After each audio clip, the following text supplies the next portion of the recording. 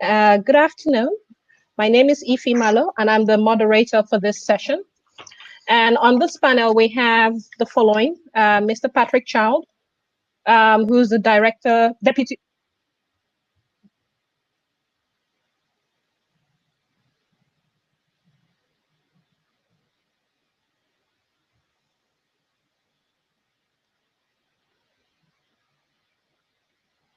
We have Mr. Patrick Child, who's the deputy director at the European Commission.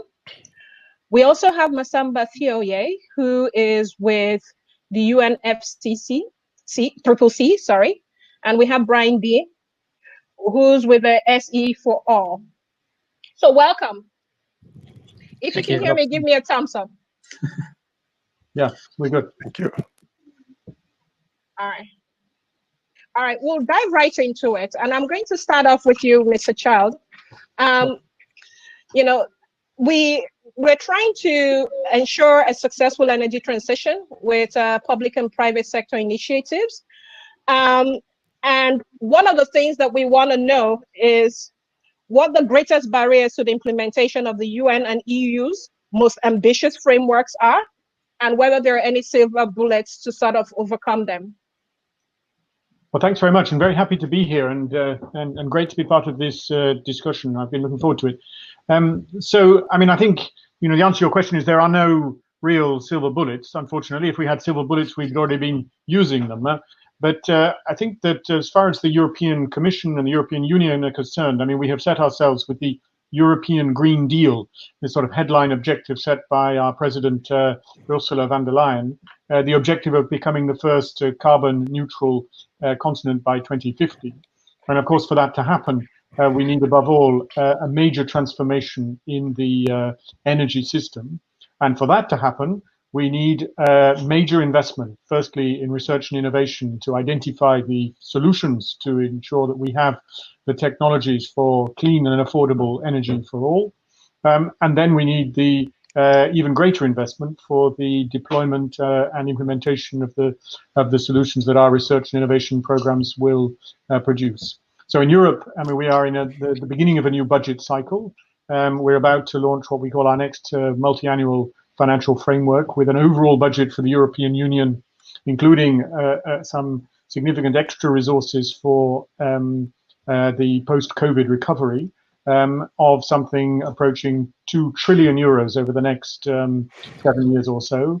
And I think what the real challenge for us is to find innovative ways of leveraging this enormous financial mass in order to support our political goals on the European Green Deal and on the digital transition, while ensuring a recovery process from the COVID recovery, which is resilient and forward-looking.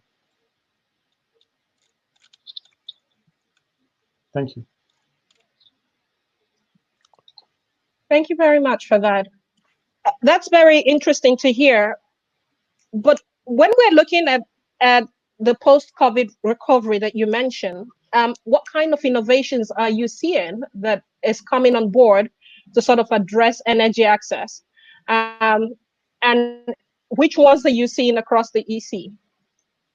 Well, I mean, of course, we are at the beginning of making our plans for the post-COVID recovery, and we are determined to use the resources that we have, the investment instruments, the budget resources, and our policy framework in a way which ensures that the big post-COVID recovery investments are as much as possible focused on things which are consistent with the European Green Deal, the green transition, and which will also help to accelerate the digitalization of our economies. So investments in the future, not just sort of short-term economic stimulus. And I think that that is the way that we are discussing with our member states in the European Union, and it's, I think, something which we're also projecting as an approach which we think should be followed at a global level as well.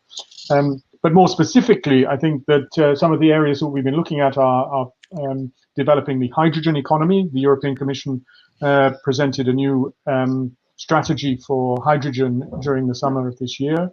We're looking at the whole question of heating and cooling of buildings and sort of overhauling the way that we use energy in the built environment, particularly in our in our cities. We've got a very strong emphasis, of course, still on renewable energy with offshore renewables, mostly wind, but also to some extent solar. These are some of the things that we hope that we will be able to invest in, and where we will make a big contribution in terms of research and innovation to empower the business community to go further, and above all to bring down the costs so that clean energy solutions are genuinely sort of commercially attractive by comparison with the traditional fossil fuel-based alternatives.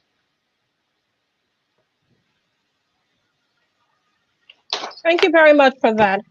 I'm going to go to Massamba right now.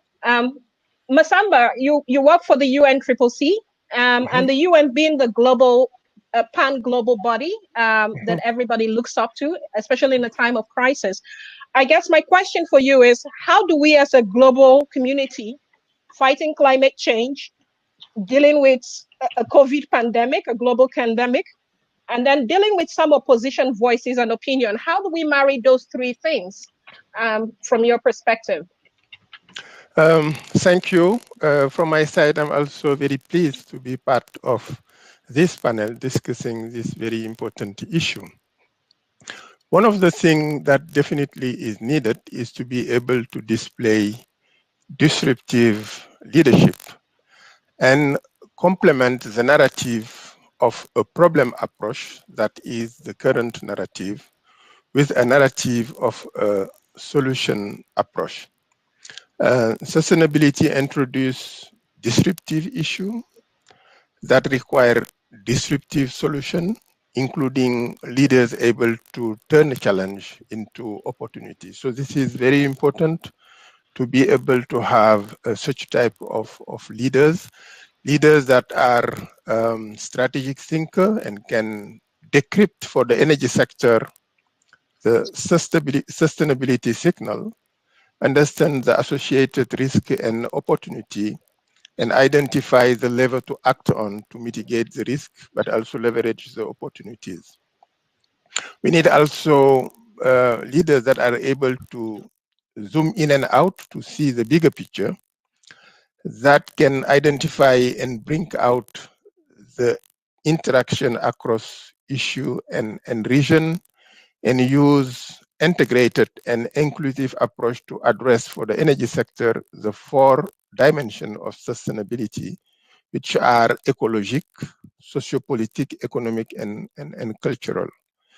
So we need also to have proactive and responsible leaders committed to the creation of global public good, and that can act to achieve longer-term benefit for future generation. So these inspirational leaders will be able to mobilize all parties, corporate, financial, clean tech startups that are expected to provide the required exponential solution, as well as individual citizens, including the skeptical one, and make them act to implement Agenda 2030 and the Paris Agreement. So we believe in the emergence of such type of leaders, and this group give hope that the sustainable energy challenge can be turned into opportunity. And it will be an opportunity for a sustainable world with a safe climate and prosperity for all.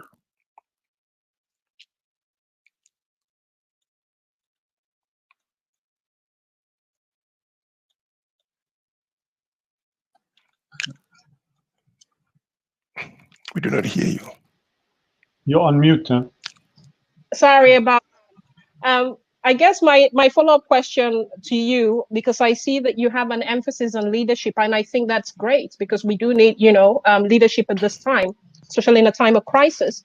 Do you have any examples of any case study where that is currently happening to help us get to this goal 2030, and where some of these innovations and some of these agendas are being sort of put in the forefront of driving those agendas? Yeah, I think one of the example of clear leadership I can provide is the change of business model of a company like the Danish oil and natural gas, dong, that become Ørsted. This is really a very interesting example that need to be widely shared because it demonstrates very high level of leadership. This is the example of an oil and gas company that has been turned into a wind company, and that is now the #1 company in offshore wind. They understood that the competence that are needed to build offshore platform are quite similar to the competence that are needed to have to operate oil and gas at the sea. And they did not hesitate to make the shift in business model. I think this is really a demonstration of great leadership. Thank you so much for that, Massamba. I'm going to move over very quickly to Brian, and you know that I'm going to ask you about heating and cooling. And I like what Patrick said at the beginning about all of the innovation that is going on around the space. This is a huge topic on the horizon for many countries as they're facing growing populations and the temperature changes due to, global warming and climate change. Do you see a role for legislation and policy making in helping to address and accelerate this issue in any way? And are there countries that are in the forefront of leading that currently? Yeah, absolutely. Thank you for the question, and thanks for having me here. Yeah, as head of energy efficiency and cooling here at SE4All, we actually have a program called Cooling for All. And in that, in tracking the data, we see that there are billions of people that are at risk, and in fact, over 1 billion people at the highest level of risk in countries due to lack of access to cooling. And governments are starting to make commitments and put plans in place. But overall, what we see from SD4All is we see that, first of all, we need to look at where the needs are and what are the needs associated with access to cooling and how do we best deliver solutions. In some cases, as Massamba and Patrick have mentioned, some cases it's great technologies that need to be delivered to market. In some cases, it's better business models. And in fact, we're working on a solutions toolkit that will help people understand which technology, which policies, which services, and which financial solutions are best. These all need to make it into countries' national cooling action plans or national cooling strategies. Countries like Rwanda and India and China were the first 3 countries that took a step forward and pulled together these strategy and action plan documents. There's much more that needs to be done across many countries, and making sure that it's not just looking at how do we get an air conditioner in every home or how do we get a refrigerator in every home, but instead it's pushing it a level further. How do we actually reduce the need for heating? How do we reduce the need for cooling? And making sure that we can use passive solutions, things like better insulation or windows, trees, and other nature-based solutions. Cities like Medellin in Colombia has actually reduced their temperature in the city by having a nature-based solution. So I see that there's a need for innovation across the board, technology innovation, but also services and business model innovation. Thank you, Brian. That's a very interesting answer, and it's great to see that these 3 countries, Rwanda, India, and I think you said China, are some of the countries that are putting these plans in place. I guess another follow-up question to you on that score is, how integral is the architecture or the building ecosystem involved in all of these plans? Because, there's the school of thought that if they're not brought on board, then everything that we're trying to do is being done in futility. So how much of a part are we trying to create a larger ecosystem to bring, aligned or even unaligned stakeholders into this conversation and into this mix? Yeah, that's a great question. In fact, coming out of the Climate Action Summit last year, the UN Climate Action Summit last September, the there was a 3% club created, and this is focused on actually bringing together partners so that these silos that do end up causing issues. Some countries get siloed support from many partners, and the idea of the 3% club is to come together as a club and commit to actually achieving our goals, particularly on energy efficiency, but this applies to everything. And when we talk about building architecture versus the cooling solutions, those are two silos, you can say, in the cooling and buildings issues. And we certainly see that there's a need for building partnerships that would deliver both more passive buildings and also delivering more efficient technologies to market, while doing so and delivering the energy with more renewable technologies. So you could say there's energy efficiency and renewables integration. There's passive, you could say, sufficiency and efficiency integration. And the 3% Club is, I think, one platform that's really trying to drive that forward to break down those silos. That's an interesting, I'm going to look up the 3% Club once this is over. I'd never heard of it before. Yeah, it's new and coming up. It's coming up, okay. I'm going to go back to Patrick very quickly. You talked a lot about research, you talked a lot about innovation. I wonder if you can let us into any sort of work that the EC might be doing to help other national state governments to engage in research and innovation in trying to meet our CO2 reduction goals. And if there are any countries that are in the forefront of adopting these measures. And I keep on harping on specific examples because people want to draw examples because that's where they draw inspirations from. So if you can give us any specificity, that would be great. Well, I think the best example of how we are in the European Union part of a sort of global community trying to support innovation into clean energy solutions is through mission innovation. This is this network of 25 or so countries around the world which came together after the Paris Agreement on climate change to with a commitment to double their publicly funded research and innovation into clean energy, and we've been then organizing that around a number of different themes, whether it's sort of smart grids, whether it's renewables, whether it's hydrogen, different themes, so that we can get a really active global conversation going. And in the 5 years or so since the launch of Mission Innovation, it's been growing from strength to strength. More members have joined, and we're now starting a reflection, which I hope will come to conclusions at the COP meeting in Glasgow next year, on the next sort of generation of Mission Innovation. And there are a couple of things which I think are very important. The first is that we do need to broaden the conversation beyond the sort of 25 or so core members who are perhaps the most well-resourced, most committed, in order to make sure that the innovation that we're developing can then feed into the energy policies of developing countries and other countries around the world. So a more inclusive approach is certainly one thing that we are going to be pursuing for the next round of Mission Innovation. And the second is to try and have an even stronger focus on some of the top priorities in terms of the themes that we want to work together on. So hydrogen stands out as something where many partners around the world want to work together.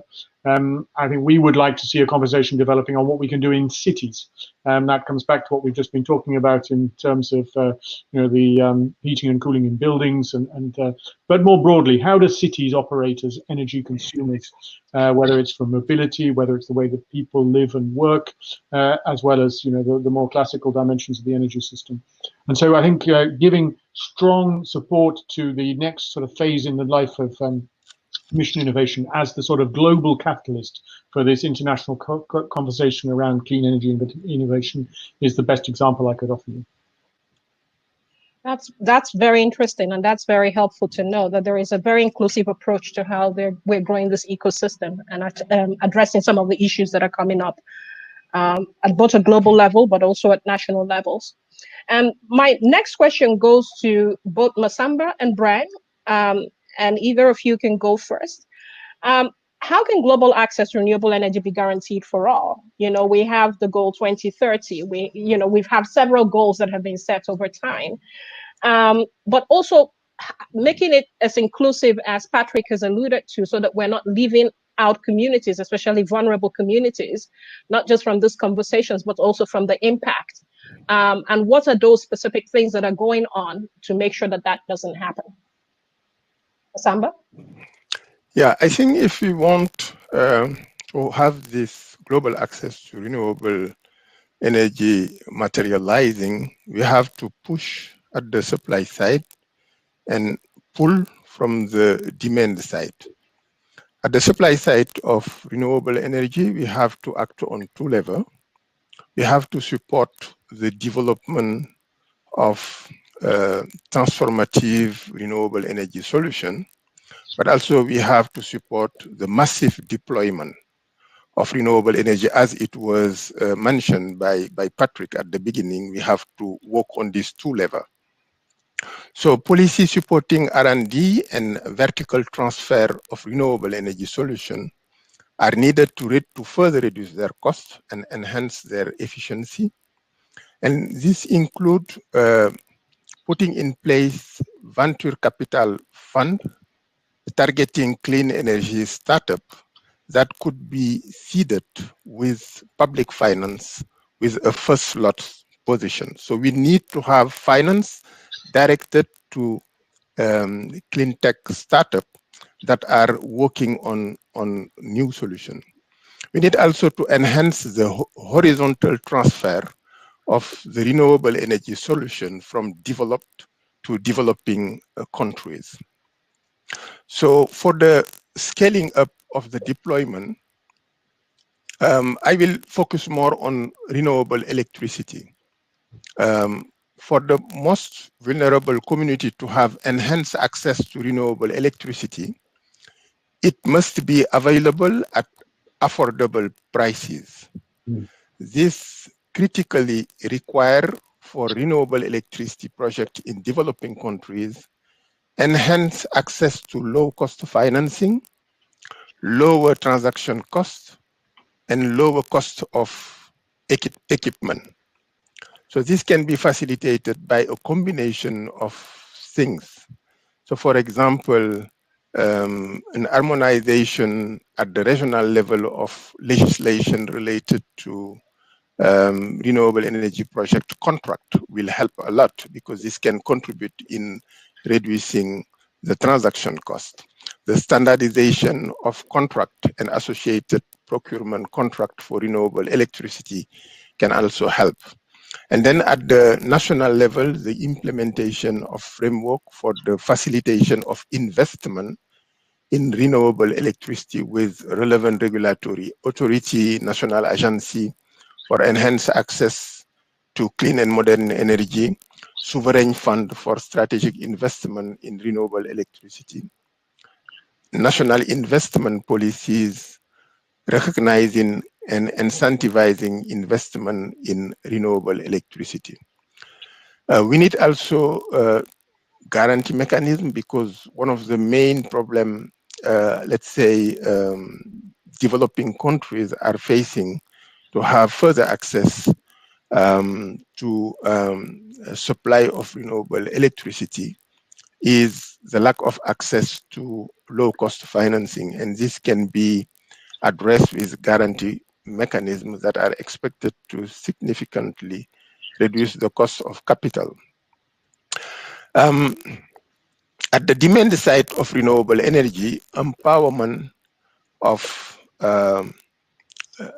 communities, vulnerable communities and individual citizens, so that they have access to and can benefit from the use of these renewable energy solutions, is something very important. For example, at the UNFCCC Secretariat side, one of the things that we are really pushing for is to have a framework that will allow to recognize the contribution of individual citizens using renewable energy solution and be able to incentivize at the individual level. So for example, if a woman in a rural area in Africa is using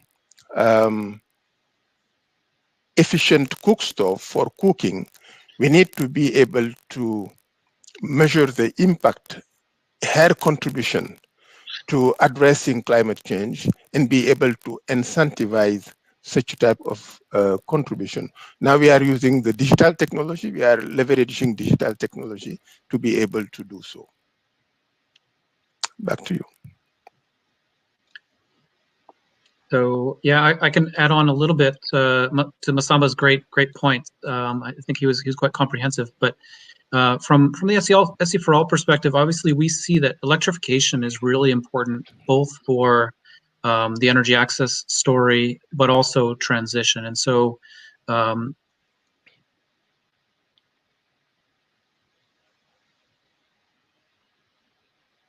populations and at SE for All, we've created a new universal electrification facility, which is a results-based financing effort that will be looking at those most vulnerable populations to actually increase access to energy through electrification approaches.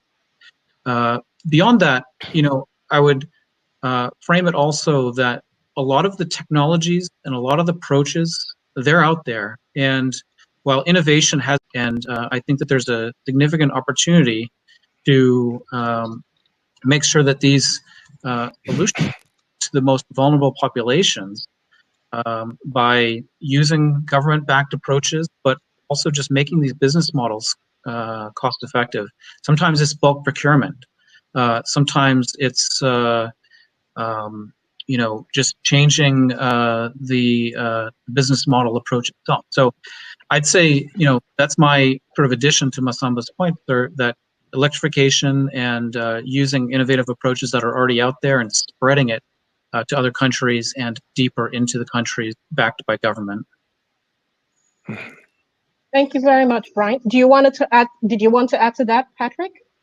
No, I think I agree with everything that's been said. We have a specific partnership under our sort of overall agreement with the African Union with Africa of how we can share the technologies that we have been developing in the European Union, particularly in areas like renewables or other sort of clean technologies, and how we can then support the countries of the region to develop and deploy them in the local context. And if that means also working on things like off-grid solutions and other approaches, I agree with Brian absolutely that electrification is the key. And also there's a very big dimension about access to finance, as Massamba has said, and that's something that the business model also needs to help us, because government funding, as we know, can only go a very limited way towards the massive scale of investments that are needed. And so we, of course, have an opportunity, a responsibility to use the money that we have to sort of as seed capital or to kickstart what is happening at a larger level. But unless there is a sort of commercially viable solution out there, then it's not going to happen. And that's when it comes back to the importance of bringing the costs of these new technologies down to an affordable and competitive level. And that's also a space where innovation and research can play a very important part. Because even if we know that in theory certain technologies might work, if they're just unaffordable, then they're not going to happen. Thank you so much, Patrick. Now, we're slowly coming to the close of this panel, but I have one last question, and that is asking you to be a bit of Nostradamus here. A carbon neutral future, 10 years from now, what's your prediction? How will the world, look 10 years from now in sort of attacking some of these issues that we've raised here? I'll start with you, Brian. So I think 10 years from now, we will see, a lot of these technologies and approaches, they are on an S curve. They are exponentially increasing at the moment, and they, ideally, some of the big ones will reach the top of that S and reach market saturation. But we've seen it with LED lights. We expect to see it with electric vehicles over time, and I believe that some even historic traditional approaches like passive cooling, some of those measures could actually increase their market penetration significantly over the next 10 years. Will we be carbon neutral in 10 years? No, but I do believe we'll have a number of the core issues around transport, cooling, and lighting well on their way. Thank you, Brian. Massamba? Yeah, I think I see the world shifting from, let's say, problem-based to solution-based and be able to build on opportunities.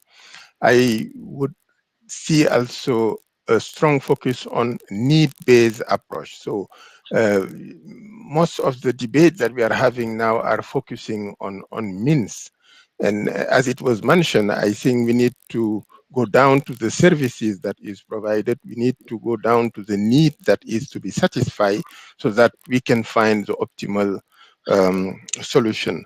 So I think digital will play a very important role, the new emerging digital technology, as well as the development of global interconnected grid, big regional grid, because the further development of renewable electricity will require important grid at the regional level that covers a broad range of countries. I also expect to see much more progress being done on storage. This is very important, and on hydrogen, and all these things put together will be able to put the world on track to be climate neutral by 2050. What about you, Patrick? Well, I think in 10 years' time, we'll know whether we are on track or we're not on track. I mean, at the moment, we know we're not really on track, but we still think that if we do more, and if we get the global community pulling together in the Glasgow COP, that we still have a chance of turning things around. The European Union, as I've said, has set really ambitious targets of full decarbonisation by 2050. We'd love to see the other major actors around the world trying to beat our level of ambition, or if not, at least aligning themselves on it. And we'll see what happens, of course, in the coming weeks in the United States elections. And that'll be, I think, very, very determining in what's going to happen in the future. But our intermediate target for 2030, which is 10 years' time, is a 55% reduction. And we believe that if we're not at that sort of level of reduction by 2030, then getting to full decarbonisation by 2050 is going to be really, really difficult. So I really call on everyone watching this, and I think the global community more generally, to see the Glasgow COP as a real watershed, the moment when we are going to show ourselves collectively serious about the full decarbonisation objective, and therefore face up to the massive transitional challenges that is going to apply for our societies and the way we live and our economies and the way we work together in the global community. And of course, the energy transition is going to be absolutely central to that. How can we provide clean, secure, sustainable energy supplies for everyone as part of this decarbonisation agenda? Because without that, it's not going to work. Thank you, Patrick. I'm going to ask one very last question before I close down this panel. There's a growing school of thought that suggests that a lot of the work around decarbonization, carbon neutral future is very Western based and doesn't really take into the developmental indices of a lot of sub-Saharan Africa, or even vulnerable states and communities that haven't reached that level of development as the West has. This is a very political question, and you all work for large international organizations that are probably having to deal and address with these issues. I wondered if you have anything to say, because I know that we have people from our audience that are probably listening and wondering, well, how does this help me in my own little corner of the earth if what we're struggling with isn't exactly the same as what people in the West are struggling with? Patrick, I'll start with you. Well, I think Brian's going to have the best answer to this question because it's all about the mission of his organization. But I mean, I agree with the implied sort of proposition behind your question. Unless we can carry the whole of the global community, that's bringing the developed and the developing world together, united around this common ambition, we're not going to succeed. And that does mean that we really have to go the extra mile when it comes to sharing our technologies, providing the financial and other forms of support that we needed to all the countries in the world. And I think that the European Union, although I mean it's a sort of part of our broader external relations agenda, rather than more specifically the responsibilities of research and innovation that I'm involved in, is deeply committed to this agenda. And as part of our overall commitment, in particular to the sustainable development goals, that this is something that we have to do as a planet, and that we cannot afford to leave anyone behind. And I think that's the key message I'd want to leave from here. Thank you for that. What about you, Brian? Yeah, so that's great. We certainly see it. Obviously, it is how sustainable energy can really help all of the other developmental goals that countries have. We know that there are multiple benefits associated with energy efficiency, with electrification, the health benefits, the education benefit, the productivity, the jobs, everything that we're looking for in developing and emerging economies. They're powered by energy. And actually having sustainable energy there delivers many more benefits than traditional, carbon-emitting sources. And the most local jobs are, having power in your own town and your own village, and doing energy efficiency and planting those trees. Those are local jobs, and create better environments for the children to learn and people to recover from the current health pandemic. So we see that, as is the pin from SD for All, energy efficiency is at the core of achieving all of the sustainable development goals. Thank you, Brian. Massamba, we have just a minute before we round up. Yeah, I just would like to highlight that a vulnerable community are those that are the first to benefit from a sustainable development pathway, because they depend on their ecosystem, and ecosystems are very much exposed to the threat of climate change.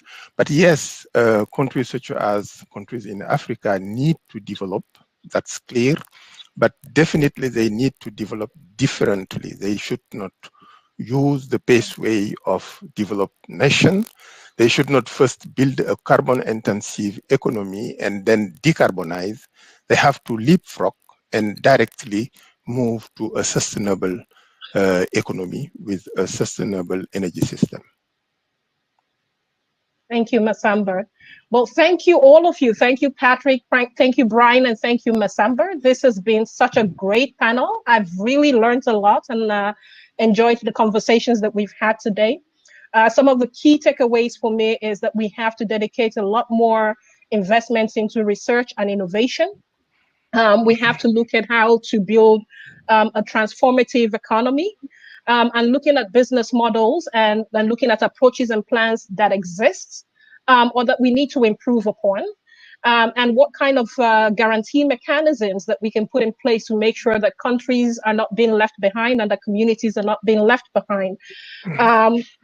One other key takeaway for me is some of the conversations we had about making this a very inclusive approach, so that we have every voice at the table, and so that even on-aligned partners, we get their buy-in to make sure that we're building the carbon neutral future that we'd want to see happen years from now. So on behalf of the organizers of the Startup Energy Transition, I want to say thank you to all of you. I think this has been a great conversation.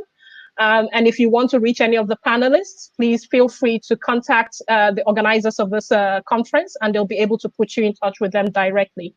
Thank you, and have a good day. Thanks a lot, Ifeoma. Very nice. Thank you. Thank you. Thanks a lot. Thank you.